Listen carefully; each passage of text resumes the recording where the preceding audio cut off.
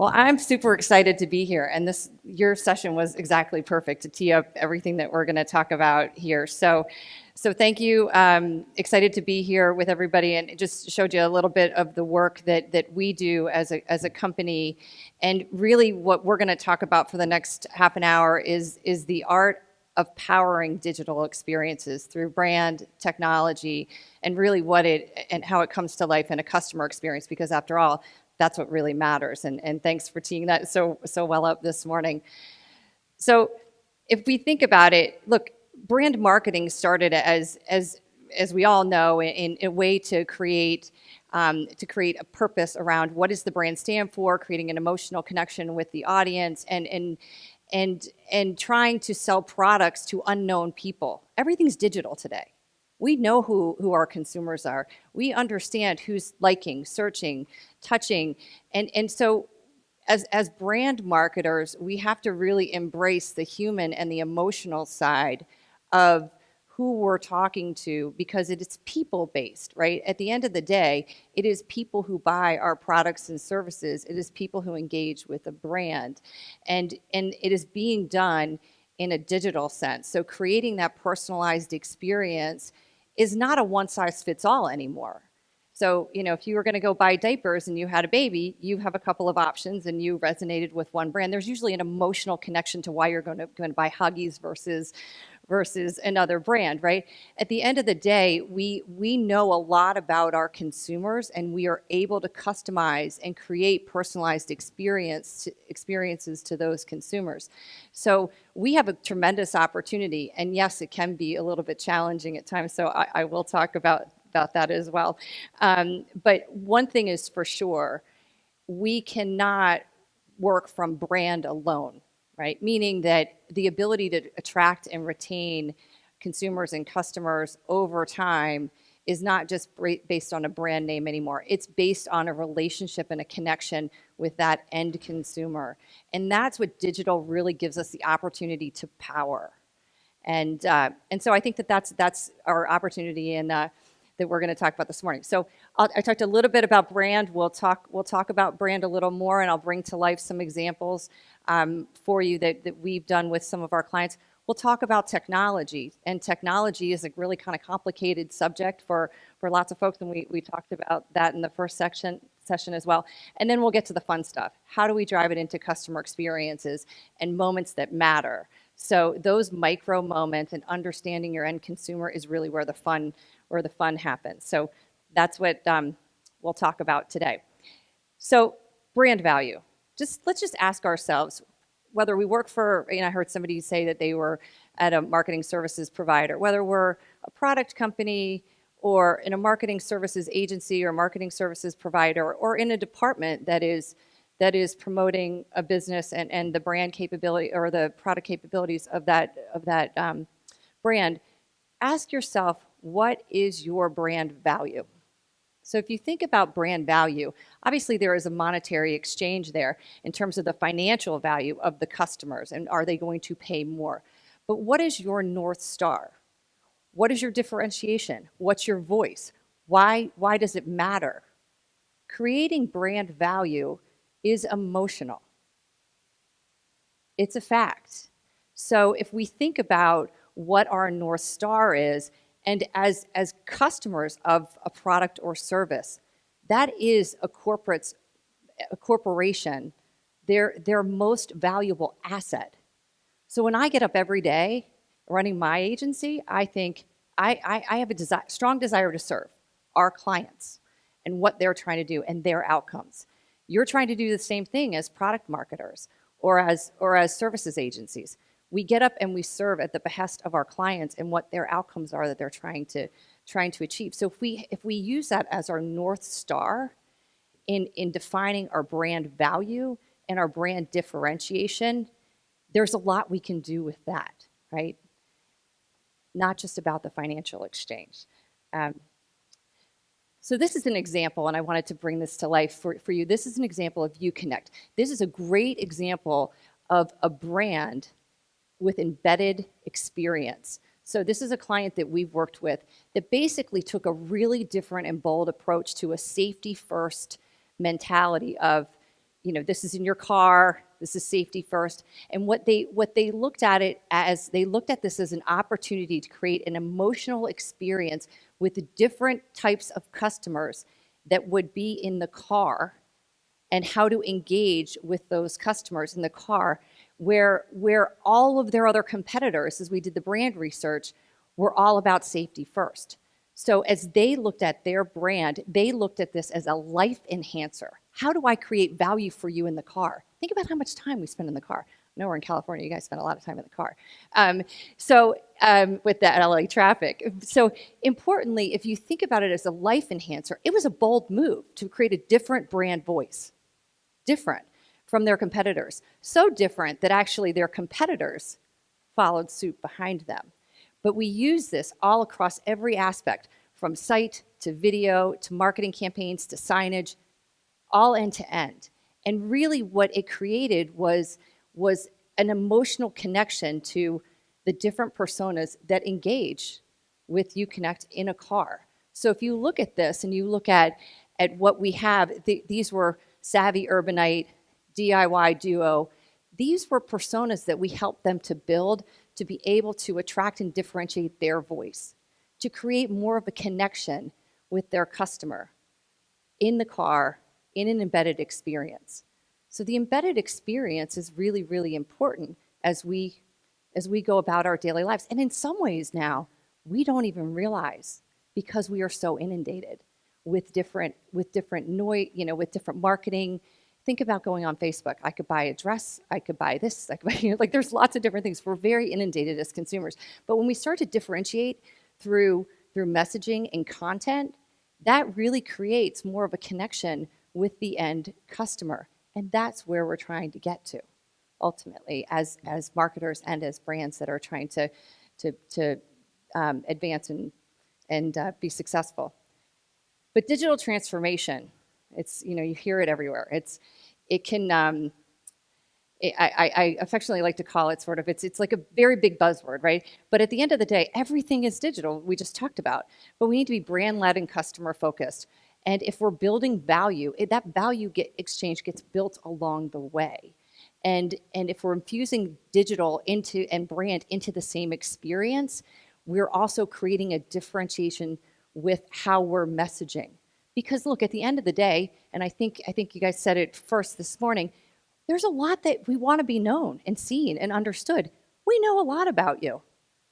And you guys showed, Google and Clickstream. There's Clickstream data. There's lots of information out there. So we need to make sure that we're using that in our content and messaging, but we also need to keep pace with innovation, which can be a little bit dizzying. If you think about this, 2014, it seems like a lifetime ago, right? Mobile exceeded the number of people with mobile devices exceeded the number of people of humans. Now, I mean, when you look at what we're doing with all the other technologies, Siri, all the voice assistants, that's doubling too. So it's proliferating on itself. But what does that mean? From a technology perspective, what it means is that we need to be able to sort through that information to make sense of it, to be able to deliver the relevant content. And that can be really confusing for a lot of brands. And that's the work that we do every day, candidly. But if you think about, I mean, this person, a traveling person, I flew in from the East Coast.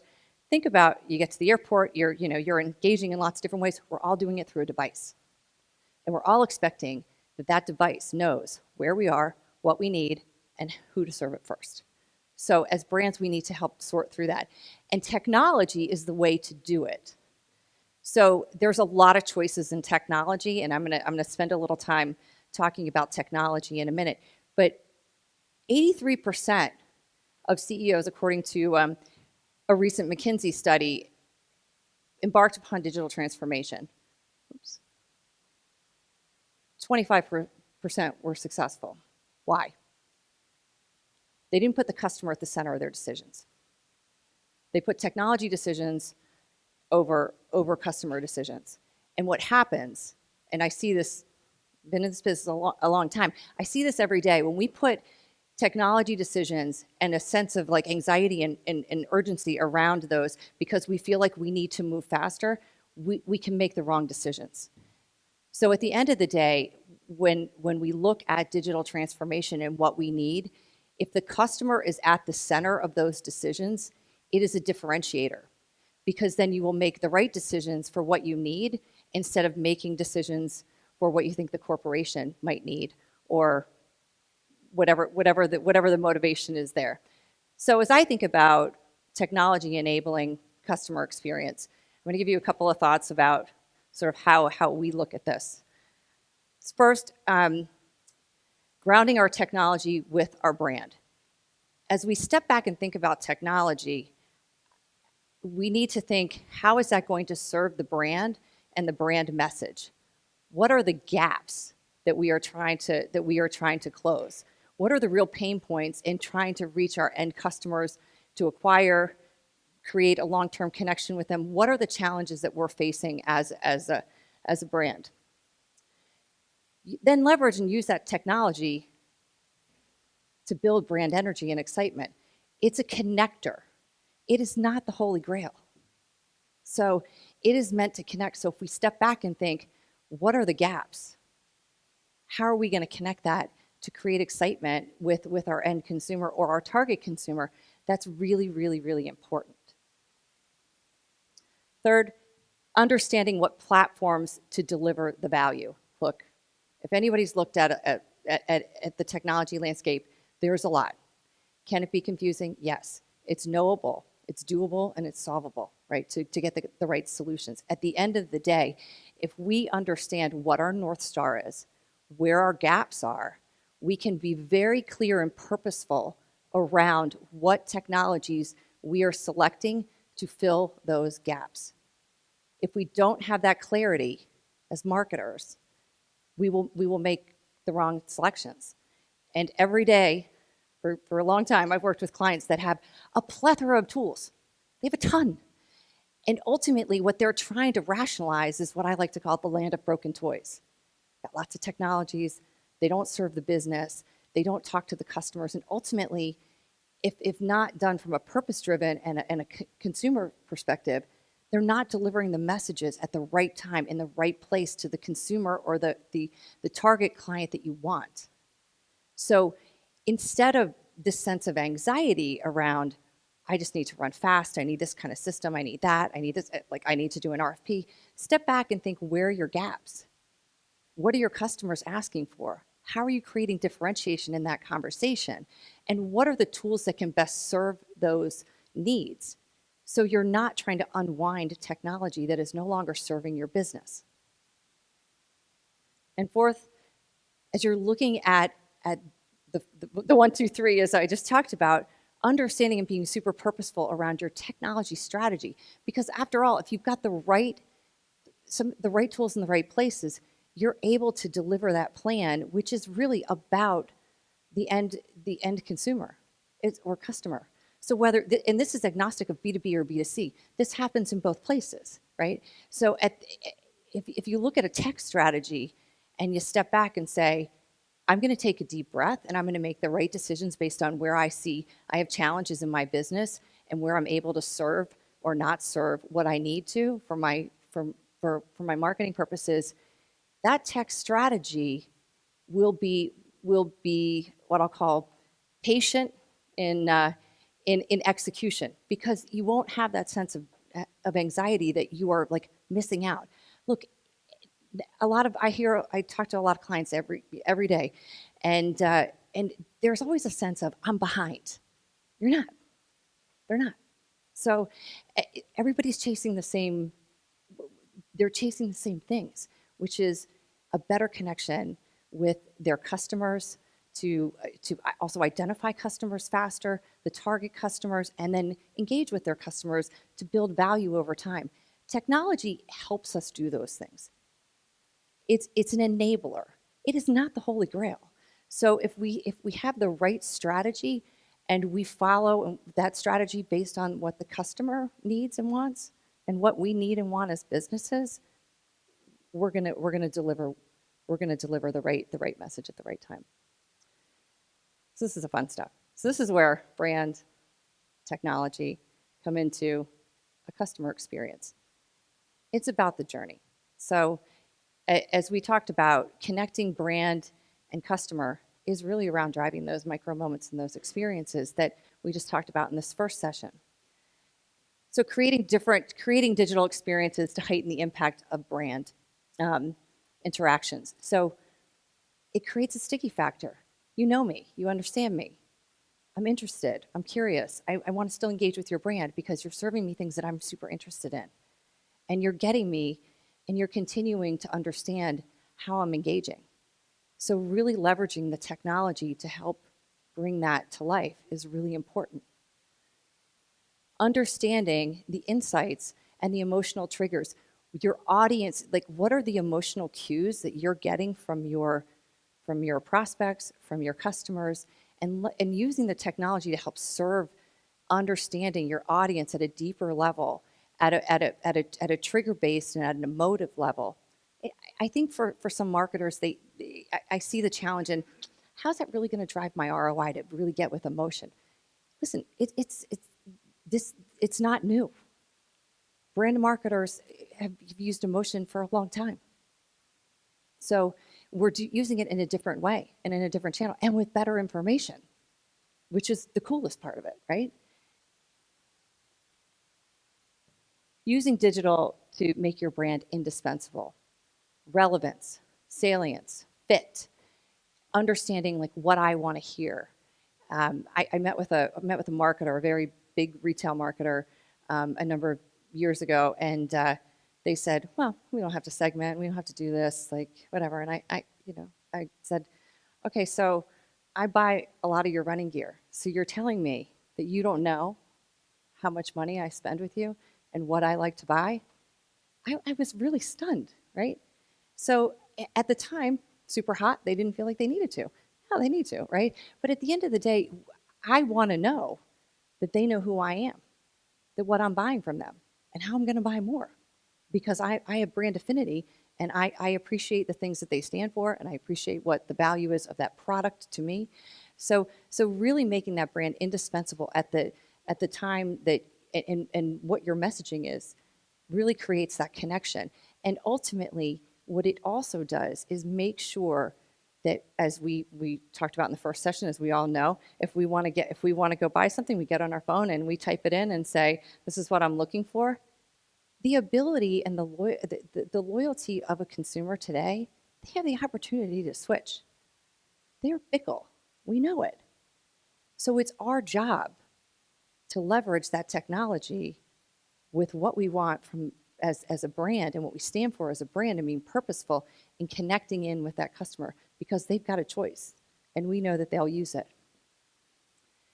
Weaving together personal and what I call sort of human experiences with digital. So really important to, I love the word, Forrester uses the word entangle. We use the word weave. So weaving those experiences, really, really important. Because if you think about weaving of fabric, and the reason I love the word weave, but entangle is kind of cool because you're entangled in the web, is that it becomes a part of just your everyday life. You don't think I'm going to go buy Bounty because you just know that you love Bounty, right? You know that what the product is going to do for you and what you appreciate about the product, because it's woven into what resonates for you, what's important to you, and they serve the information in a way that makes sense to us because it's human. It's not a machine. I love AI. Don't get me wrong. Spend a lot of time in data and analytics, right? But at the end of the day, and I think it was said in the first session, AI is really important to help us understand those micro moments and micro segments. It is not going to solve the fact that humans are the ones that buying. And humans are the ones that want to feel like you know me, understand me, and talk to me like me, right? So I think it helps us to unpack some things, and we can leverage the technology to do that. But let's be clear that it's really still a human experience in marketing. And finally, driving digitally fueled experiences creates value over time. You get excited about it. You get interested in it. Hey, look at this cool ad. This was neat. So look, I think we're all consumers of marketing, and we're all, whatever side we're on. But at the end of the day, I think there's a ton of opportunity, and super excited about where we are in this journey, because it is really the perfect marriage of brand and a performance-driven way to acquire customers and retain customers over time. And really, there's a lot of opportunity for us as marketers to really create much stickier relationships with clients. And I even though I just said like it's a fickle world, I do think those purpose-driven North Star sort of point is incredibly important to create that lifetime value, which is really ultimately what we're seeking. It's not one and done. So let me give you an example of bringing a brand to life, because at the end of the day, it's all great. We can talk theory, we can talk about what we think, but ultimately, I want to tell you a little story. So this is a B2B brand that we work with, and this is very cool because B2B is in manufacturing and CPG, high state of disruption, direct to consumer. They've been primarily going through dealers and distributors, but this brand came to us in needs of. We need to evolve our technology platform and capabilities. We need to be able to serve better content. We need to be able to reach our clients more effectively and efficiently, and while not cannibalizing our dealers and distributors. The CMO is visionary. Great. It just really looked at the brand and said, we need to create a much more emotive brand. We did brand research for them. We put together, here's what the voice and your other competitors are saying. And he was very bold. Said, I want to create a purpose-driven brand around sustainability, the quality of water for life, and I want that to come through and resonate in all the things that we're doing. And keep in mind, largely product marketers. So really shifting and flipping the script on we are going to operate as a B2B brand like a B2C brand. So what we started with was For Life around sustainable water solutions. You're seeing a little bit of that work and how that work is materializing itself in a digital medium. We started with their content capabilities and their site, and that was a big piece of work that they did. But really, the ultimate, really sort of the holy grail is this: how is it helping them to drive better customer experiences and engagement? And what I can tell you is we were just with this client, and they are seeing a 4x increase in their cross-selling of solutions because they're no longer selling individual products. They're selling solutions. They're working to change the way that their customers are going to their dealers and distributors and saying, I would like this kind of pool filter. I'd like to have, this is important to me. I'd like this water filter in my house. I'd like this hot water heater in my house. Doesn't sound like super sexy, right? But at the end of the day, if you think about a pool and putting your kids in the pool and the fun that you can have in a pool and the way that you can market around that, there are a number of solutions or a number of products that layer up into that pool. Those products were individually bought. When you look at the power that digital can provide, one, in reimagining the engagement with your dealer where you'd have to go buy it, and also your end consumer who's going to actually ask for it, they're creating disruption, one, in voice, in messaging, in creating a purpose-driven brand that creates value. And that's important when you're putting your kids in a pool or you're, in this example. So they're also driving it into corporate responsibility around sustainability, which is the food that we eat. So at the end of the day, we can talk theory around brand, and we could say, yes, these things are important. We can talk about technology and understanding the technology needs of an organization and why you need those. But really what this is giving you is it comes to life in these mediums. This is both offline and online. But from end to end, this client actually we redid their office space. We basically gave them, we didn't actually physically redo their office space, but as a part of the brand work, it actually influenced their internal. So it was employee and external. So if you think about it, their whole brand and that brand work, and then what we're doing digitally from site, internal and external, internal portal for engaging employees, all connects.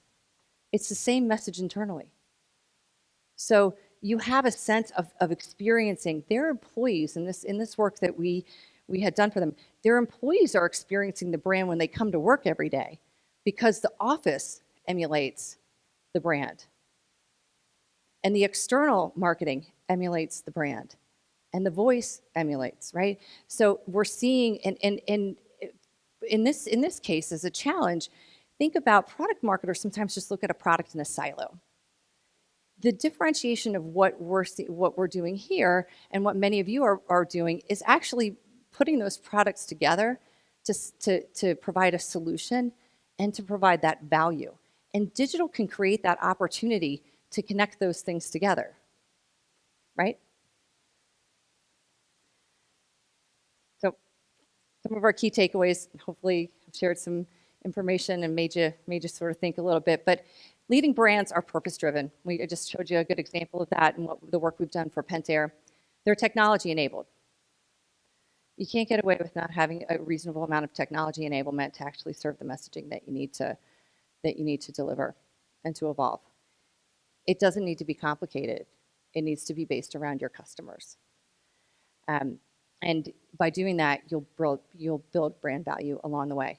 Modernization of technology is happening every day. We see it. So there's always some level of technology enablement. But being able to modernize it to what your current needs are and create a roadmap to do that lessens the anxiety around what you need to do there. Benchmarking your current state capabilities so you can make the right investments. We talked about that, and I think I see a lot of the land of broken toys, and what I'd like to see is that we avoid a little bit of that by just sort of stepping back and thinking what's our current and what's our future. And I even do it in my own business.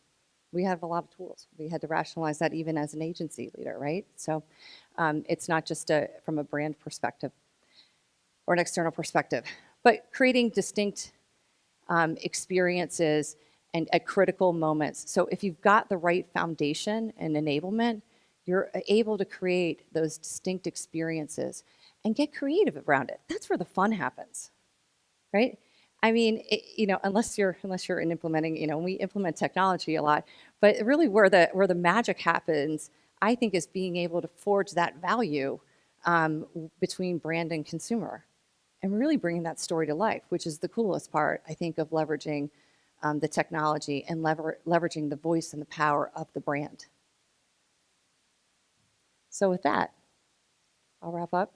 Any questions? Happy to answer any questions that anybody has. Appreciate your time this morning.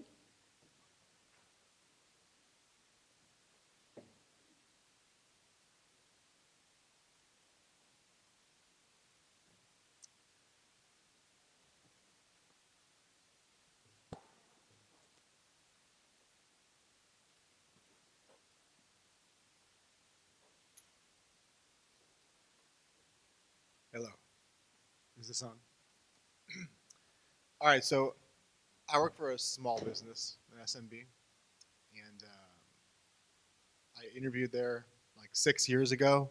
The CEO is like, what's the most important aspect of marketing? And I said, it's the presence of the brand in the marketplace. And he said, no, it's not. It's actually leads, generating leads. So I'm still at the same company, and I'd love to revisit that conversation. How do you propose redefining the brand value for a small to mid-sized organization that really is ROI focused, SQLs, ops generated, and can point to a specific dollar amount and say this much money came from this? Yeah. You understand what I'm saying? Yeah, I do. Yeah, it's a great question. I'll ask you a question to your question. Are you delivering the leads? Yeah. I have been getting all of them. Yes. Okay. So. But it's not enough, obviously. Okay. So if it's not a burning platform as a problem for your CEO, I think it's going to be a challenge, right? So there's market research. So, but it's also not a one size fits all. So not knowing enough about how you're going to market, it's sort of what we were talking about. the one size fits all doesn't work in your messaging. So if you're not segmenting and creating different messaging for your different audiences, then I mean that would be a way for you to test it out and test out additional messaging that might be laddered up to the brand but might be a little bit provocative. So there's a way to sort of start to test into some of those to sort of changing your brand voice if that's really needed. But if you're delivering the leads and you're delivering and the company is succeeding, it can mask sort of a bigger problem. Like, so I think ultimately the way I sort of like to think about things is what's the long term, right? So if you're delivering here, that's great, but where's your long-term roadmap and how you're going to continue to create, once you acquire and you get the, if you've got your leads, you've got converting your leads, and then you've got acquiring your customers. If you've got a leaky bucket, you've got to figure that out and what is not getting delivered in the brand, right? Because if the brand promise isn't being delivered, you are constantly refilling the top of funnel, and you got a leaky bucket.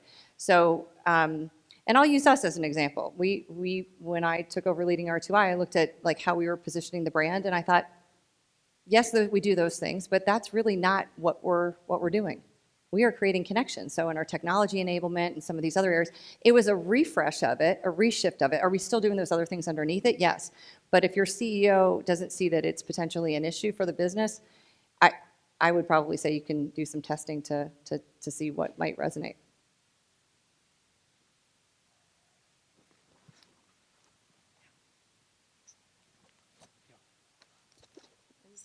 Hello. I'm the technologist. I work with a tax and auditing firm called R in Northern California, San Ramon. And my role is to work with marketing operations. We have a lot of technology, really small marketing team. So my question to you is, if I was to come to you as a client, where would you start? Like, would you want to know the business strategy? Would you want to know all the technology that we're using? Would you want to like speak to our executive team, the CEO? Because I work with the CMO. So it's like we're a small group that supports a bigger group. We work with a lot of different people who are supporting the bigger picture. So where would you start? Like if we just have email automation, CRM, we're already doing the normal things that most companies do, but how would you take it to the next level and make us move forward? Yeah, it's a great question. So I would start with what your biggest pain points are. So what's not working, what keeps you up at night, what is working. So really understanding what your current landscape is and what your goals and objectives are. And then you look at what technologies you have to be able to serve those things and what's underneath. But if you don't start with what your organizational goals and objectives are and what your pain points, what's working and not working in terms of what's holding you back from realizing that vision, then back to my prior comment, the technology doesn't matter, because to your point, you've got a lot of technology. I found the same thing in our business. We had a lot of technology. It needed to get connected. So so if you start from where's the business vision and where does the business want to go, and if you're having challenges in getting to market, then you can rationalize the technology. What I don't think is responsible as even is to just sort of proverbially throw the baby out with the bathwater, meaning that you've got those decisions were made around technology for a reason. The question starts to become, once you know the vision and what's working and not working and where you want to go, is once you dig into the technology, it could just be a connectivity issue where it wasn't implemented properly. We see that quite a bit with many of our clients. They buy a big AEM or they buy a big Adobe suite and it's not implemented properly to serve their business, right? So we come in and help connect the dots, right, on that. So I think it's important to understand those things, because it might just be you keep what you have, or maybe you switch one thing out because you're back to my prior point, you're looking at what your goals and what your customers need, and you're gonna fill that gap based on like better information, not just rip and replace the whole thing. That's terribly disruptive to a business, and sometimes it does need to be done. But the responsible way is to create the journey around what the transition is going to be. So we do a lot of journey mapping also around technology assessments, and then journey mapping. But all of that has to do with with where's the company going and vision and current pain points. Follow up. So, do you guys have challenges getting people on board? Like, this is how we see you succeeding, and then a lot of people don't like change, and they like to stay in doing the same processes that they are regularly doing. So, how do you get them to see the improvements before actually doing it? Yeah, we bring them in. There's usually, when there's a technology enablement project, there's a big part of that is change management, one, communication, and bringing in what you think your sort of disruptors or dissenters are gonna, who's gonna throw the proverbial tomato at you, right, from the cheap seats, I like to say. So bringing them in and having them a part of that process and feeling like they have a voice, because ultimately you've got your evangelists and you've got your dissenters, change is hard for some people. So understanding what's really their motivation on the team. So as a company coming in to say, okay, we can help you get this implemented, but it's not just implementing it and leaving.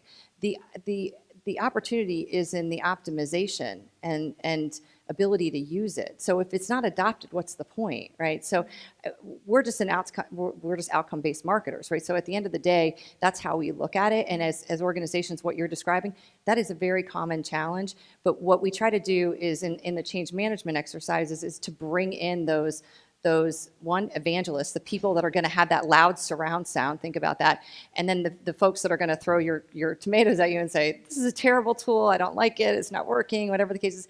But if everybody kind of comes in and is grounded in the business challenges and feels like they have a voice, and then you engage them along the way, it becomes a lot easier to gain adoption. And ultimately, the trick in technology enablement is gaining adoption, because it's not just used by the marketing department, right? So, and having people understand the process. Sometimes I see, especially in marketing, people think it's so easy, right? Hey, can't you do this in like 3 days? Like, sometimes it's not, right?